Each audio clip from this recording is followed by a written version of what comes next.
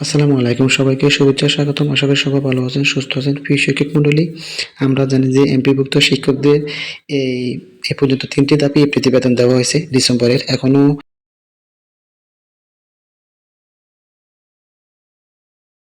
৪র্থ ধাপ এবং ৫ম ধাপ বাকি আছে। তো এই ক্ষেত্রে আমরা ১ম ধাপের সমস্ত ইনফরমেশন ঠিক আছে। ২য়, ৩য়, ৪র্থ, ৫ম নামে, তারপর যে অনেক ব্যাংক অ্যাকাউন্টও বা এনআইডিতে অনেক সমস্যা আছে, সেই কারণে আমাদের বেতন পেতে এই প্রতিবেদন পেতে অনেক লেট হয়েছে। তো এই ক্ষেত্রে তথ্য সংশোধন করার জন্য যে ধরনের একটা নতুন নির্দেশনা আসছে, আপনারা ধৈর্য সহকারে ভিডিওটা ফার্স্ট টু লাস্ট দেখবেন। আগে এখানে নির্দেশনার মধ্যে কি দেওয়া আছে সেটা বোঝার চেষ্টা করবেন, তারপরে আপনারা আপনাদের এই উত্তরগুলো তো পেয়ে যাবেন এখানে। তো কোথায় কবে সংশোধন করতে হবে, কিভাবে সংশোধন করতে হবে, এটা ডেডলাইন কত, সব এখানে বলা আছে। ঠিক আছে? আর কিভাবে সংশোধন করতে হবে সেটার প্রসেসটাও বলা আছে। তো নির্দেশনাটা আপনাদের ডেইলি ক্যাম্পাসেও দেওয়া আছে। আর এটার যে প্রজ্ঞাপনটা সেটাও আমি আপনাদের সামনে তুলে ধরতেছি। তো আমি এখান থেকে দেখাচ্ছি না।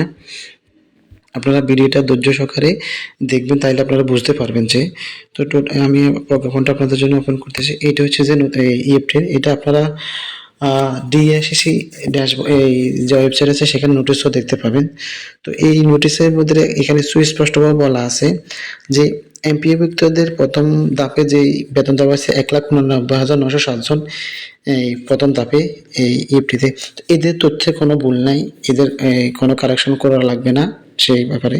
আর তৃতীয় ধাপে বা চতুর্থ ধাপে যাদের দেওয়া হয়েছে, তো এখানে হচ্ছে যে কারোর নামে ডট, কমা, হাইপেন বা নামে বা ব্যাংক হিসাবে আংশিক ভুল আছে এরকম, এই বা জন্ম তারিখ ঠিক আছে, আর বাকি এই নামটা ডট এরকম আছে ১,৫২,২২০ জন শিক্ষক।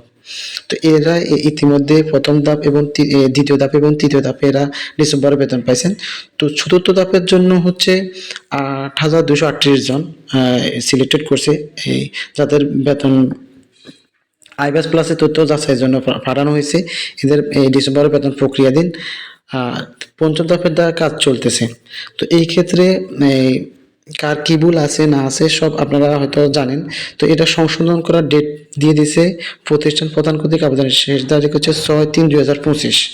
আপনারা নির্দেশনাটা ভালো করে পড়বেন, তাহলে আপনারা বুঝতে পারবেন। ঠিক আছে? আপনাদের সুবিধার্থে এই ডিএসএস এর ওয়েবসাইটের লিঙ্কটাও দিয়ে দিতে পারি আমার ভিডিও ডিসক্রিপশনে। আবার পিডিএফ, এটার যে পিডিএফ লিঙ্কটা আছে সেটা আমি দিয়ে দিব। তো আপনারা গুগল ড্রাইভ থেকে সেটা ডাউনলোড করেও পড়তে পারবেন। তো এখানে বলতেছে এমপি ইস্যুতে যাদের এই জন্ম তারিখ এর সাথে অমিল রয়েছে এবং ব্যাংক হিসাব নম্বর ভুল রয়েছে, তাদের এই সংশোধন না হওয়া পর্যন্ত ইএফটিতে বেতন করা প্রেরণ করা কোনো সম্ভব নয়। তো আপনারা জানেন যে আপনাদের কাদের জন্ম তারিখ এর সাথে মিল নাই এই ইএমএস এর তথ্যের সাথে, ব্যাংক হিসাব যাদের ভুল আছে, তো আপনারা এখনই এই যে মিলাই দেখবেন যে আপনার ব্যাংক তথ্যগুলো যে ইএফটি দিয়েছেন সেগুলো ঠিক আছে কিনা। যদি না থাকেন তাহলে আপনারা এই আওতায় পড়বেন। দ্বিতীয়, তৃতীয়, চতুর্থ, পঞ্চম লটে যে সকল কর্মচারী এমপিওর অর্থ ইএফটিতে প্রেরণ করা হয়েছে, তাদের তথ্যের ভুলের কারণে এমপিওর অর্থ প্রেরণ করা সম্ভব হয়নি। তাদেরকে উল্লেখিত সময়ের ভিতরে কিন্তু তথ্যগুলো সংশোধন করতে হবে। সেই ক্ষেত্রে আপনাদেরকে এই নির্দেশনা দেওয়া হয়েছে। যদি সংশোধন করতে ব্যর্থ হয় তাহলে কিন্তু আপনাদের এই ইএফটিতে বেতন আসবে না। আর এই এমপি ইস্যুতে তথ্য অনলাইনে সংশোধন করা হলে স্বয়ংক্রিয়ভাবে কিন্তু ডাটাবেসও কি হবে, সংশোধিত হবে। এনআইডি এবং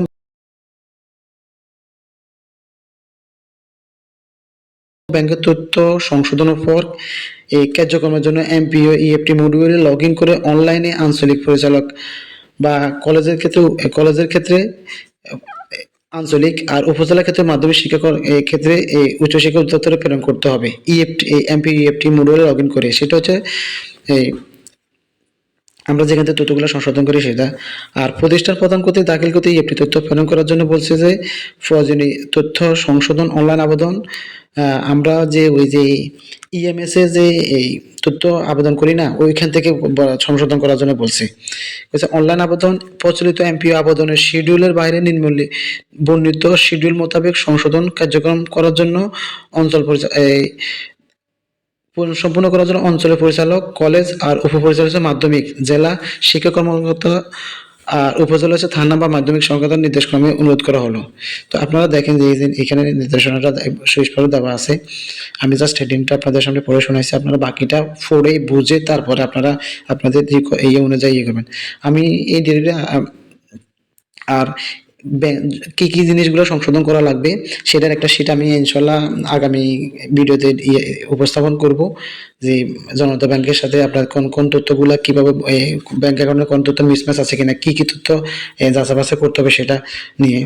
তো আজকে এতটুকু পর্যন্ত। তো ভালো থাকুন, সুস্থ থাকুন, আল্লাহ হাফেজ, wish all the best today.